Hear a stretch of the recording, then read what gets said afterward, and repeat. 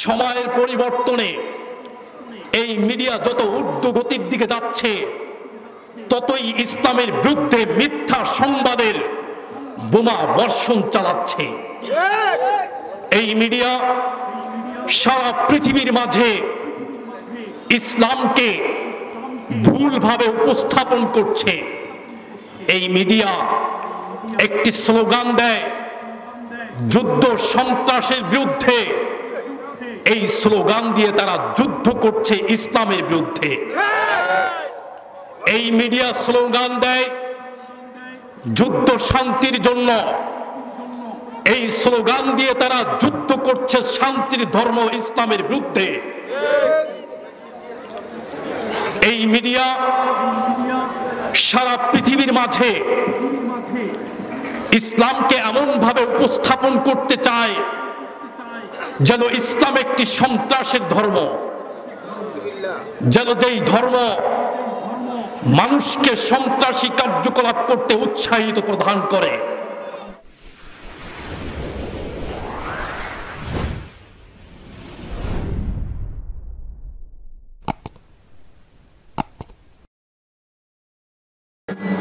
আজকে আমরা এমন একটা ক্লান্তিকর মুহূর্ত অতিবাহিত করছি, যেই মুহূর্তে সারা বিশ্বে আন্তর্জাতিকভাবে ইসলামকে টার্গেট করে সমস্ত শত্রুরা শত্রুতামি করতে ব্যস্ত।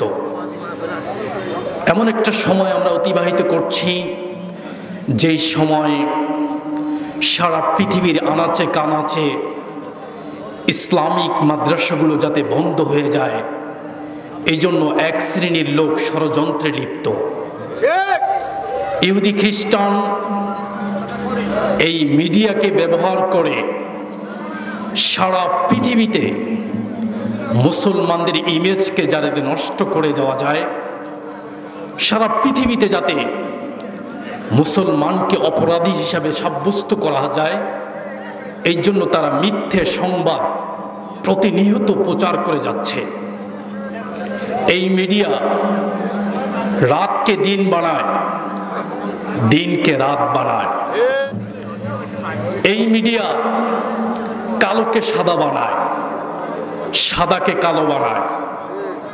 এই মিডিয়া সত্যকে মিথ্যা বানায়, মিথ্যাকে সত্য বানায়। এই মিডিয়া অপরাধীকে নির্দোষ বানায়, নির্দোষকে অপরাধী বানায়। এই মিডিয়া উলঙ্গ বেহায়াপনাকে সভ্যতায় রূপ দেয়, আর আসল সভ্যতাকে মূর্খতায় রূপ দেয়। এই মিডিয়া রাতারাত একজনকে কোটি টাকার মালিক বানিয়ে দেয়, আবার আরেকজনকে ফকির বানিয়ে দেয়। এই মিডিয়া যোগ্যকে অযোগ্যর চেয়ারে বসায়, অযোগ্যকে যোগ্যর চেয়ারে বসায়। এই মিডিয়া রাতের আধারেই একজনের পরিচিতি সারা পৃথিবীর মাঝে তুলে ধরে, আরেকজনকে আসমান থেকে নিচে নামিয়ে দেয়। এই মিডিয়া একজনের ফ্যান ফলোয়ার ভক্তবিন্দু তৈরি করে, আরেকজনের ফ্যান ফলোয়ার ভক্তবিন্দুর কাছে তাকে জিরো বানিয়ে দেয়। এই মিডিয়া ইস্যুর পর ইস্যু তৈরি করে, নতুন ইস্যুর আগমন হয়, পুরাতন ইস্যুগুলো সব উধাও হয়ে যায়। এই মিডিয়া প্রতিনিয়ত সময়ের ব্যবধানে প্রযুক্তির মাধ্যমে উন্নতি লাভ করছে।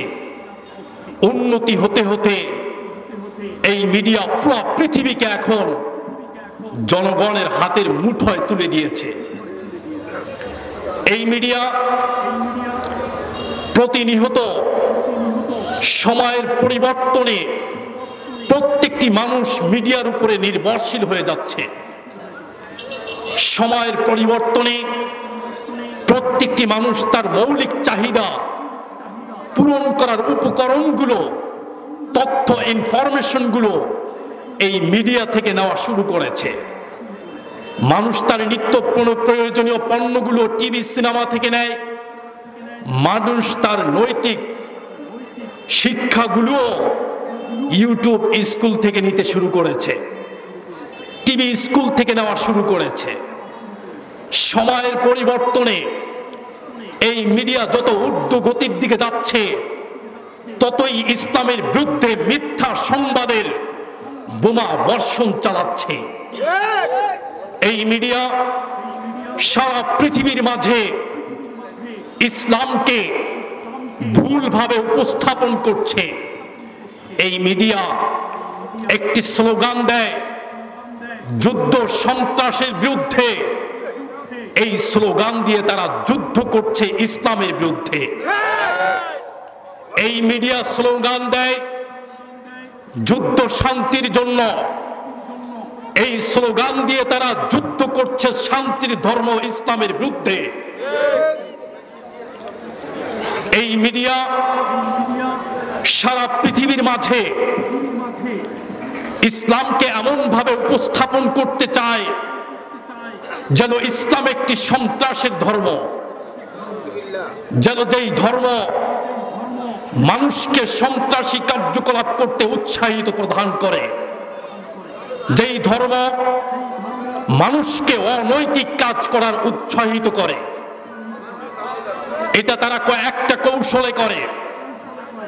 এরা প্রথমে মুসলমানদের ভিতর থেকে কিছু কুলাঙ্গারকে বেছে নেয় এবং এই কুলাঙ্গারদের সামাজিক কার্যকলাপ, কথাবার্তা এগুলোকে সংগ্রহ করে সংবাদ তৈরি করে। আর এই সংবাদকে তারা পৃথিবীর আনাচে কানাচে পৌঁছায়া দেয় আর বলতে চায় ইসলাম একটি সন্ত্রাসের ধর্ম, ইসলাম সন্ত্রাসী কাজ করতে উৎসাহিত দেয়, ইসলাম সমাজ বিরোধী কাজ করতে উৎসাহ প্রদান করে, ইসলাম অনৈতিক কাজ করতে উৎসাহ প্রদান করে। আপনি যদি কোন ধর্মকে বিচার করতে চান, ওই ধর্মের অনুসারীদের কাজকর্ম, সামাজিক অবস্থা দেখে ওই ধর্মকে বিচার করলে চলবে না। আপনাকে দেখতে হবে ওই ধর্মের মূল গ্রন্থগুলো কি বলে, আপনাকে দেখতে হবে ওই ধর্মের মূল গ্রন্থের মধ্যে কি লেখা আছে। আপনি একটা ধর্মের অনুসারীদের কাজকর্ম, সামাজিক অবস্থাকে তুলে ধরছেন আর ধর্মকে ব্যবহার করছেন। এরা তো সেই ধর্মকেই মেনে চলে না। আপনি যদি হিন্দু ধর্মকে বিচার করতে চান, হিন্দু ধর্মের লোকদের কৃষ্টি, কালচার, সংস্কৃতি, তাদের সামাজিক অবস্থা এবং তাদের কথাবার্তাকে সংবাদ তৈরি করে প্রচার করলে হবে না। আপনি যদি খ্রিস্টান ধর্মকে বিচার করতে চান, তাদের সামাজিক রীতিনীতি, কৃষ্টি, কালচার, সংস্কৃতিকে তুলে ধরে খ্রিস্টান ধর্মকে বিচার করলে চলবে না। আপনি যদি ইহুদি ধর্মকে পরীক্ষা করতে চান, তাদের সামাজিক কাজকর্ম, কৃষ্টি, কালচার, সংস্কৃতিকে দিয়ে ইহুদি ধর্মকে বিচার করলে চলবে না। ঠিক একইভাবে আপনি যদি ইসলাম ধর্মকে বিচার করতে চান, ইসলাম ধর্মের অনুসারীদের কৃষ্টি, কালচার, সংস্কৃতি, সামাজিক অবস্থা, কথাবার্তা দিয়ে ইসলাম ধর্মকে বিচার করলে চলবে না। আপনাকে ইসলাম ধর্মের মূল গ্রন্থগুলো দেখতে হবে, আপনাকে ইসলাম ধর্মের মূল গ্রন্থগুলো পড়তে হবে, বুঝতে হবে। ইসলাম ধর্মের মূল গ্রন্থগুলি হলো পবিত্র কোরআন এবং হাদিস। আমি গোটা বিশ্বের কাছে চ্যালেঞ্জ করে বলতে পারি, এই বিশ্বের কোন বুদ্ধিজীবী কি আছে দেখাতে পারবে পবিত্র কোরআনের অথবা হাদিসের একটি বাণী সমাজ বিরোধী? এই পৃথিবীর কোন বৈজ্ঞানিক কি দেখাতে পারবে পবিত্র কোরআন এবং হাদিসের একটি বাণী মানুষকে সন্ত্রাসী কাজে উদ্বুদ্ধ করে? এই পৃথিবীর কোন জ্ঞানী কি দেখাতে পারবে পবিত্র কোরআন এবং হাদিসের একটি বাণী মানুষকে অনৈতিক কাজে উদ্বুদ্ধ করে? কথা ঠিক কিনা জোরে বলেন? এই পৃথিবীর কোন জ্ঞানী কি দেখাতে পারবে ইসলামের মূল গ্রন্থ পবিত্র কোরআন এবং হাদিসে এমন একটি বাণী লেখা আছে যেই বাণীটি মানুষকে অনৈতিক কাজে উদ্বুদ্ধ করে?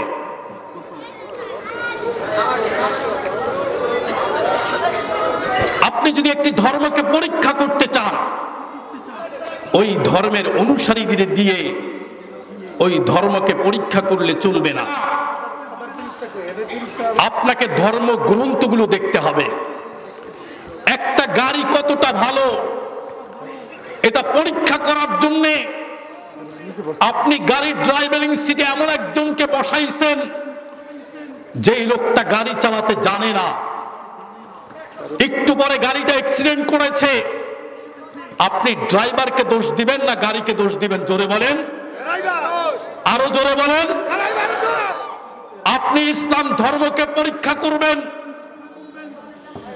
ইসলাম ধর্মকে যারা মেনে চলে না, ইসলাম ধর্ম সম্পর্কে যাদের কোনো ধারণা নাই, ইসলাম ধর্মের অনুসরণ অনুকরণ যারা করে না, তাদের কৃষ্টি কালচার সামাজিক অবস্থা কথাবার্তাকে সংবাদ তৈরি করে ইসলাম ধর্মকে বিচার করবেন, এটা চলবে না।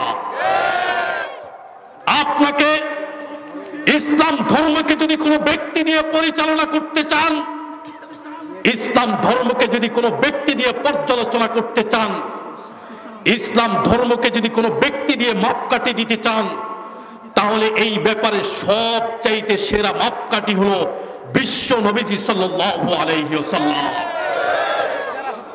ইসলাম ধর্মের সবচাইতে শ্রেষ্ঠ ড্রাইভার হলো বিশ্ব নবীজি সাল্লাল্লাহু আলাইহি ওয়াসাল্লাম। কথা ঠিক কিনা জোরে বলেন? তাকে দেখে ইসলাম ধর্মকে বিচার করেন। আমাকে দেখে অথবা অন্য কেউ কি করলো না করলো, এদের কৃষ্টি কালচার সামাজিক অবস্থা দিয়ে ইসলাম ধর্মকে বিচার করলে চলবে না, কারণ এরা নিজেরাই তো ইসলাম ধর্মে মেনে চলে না।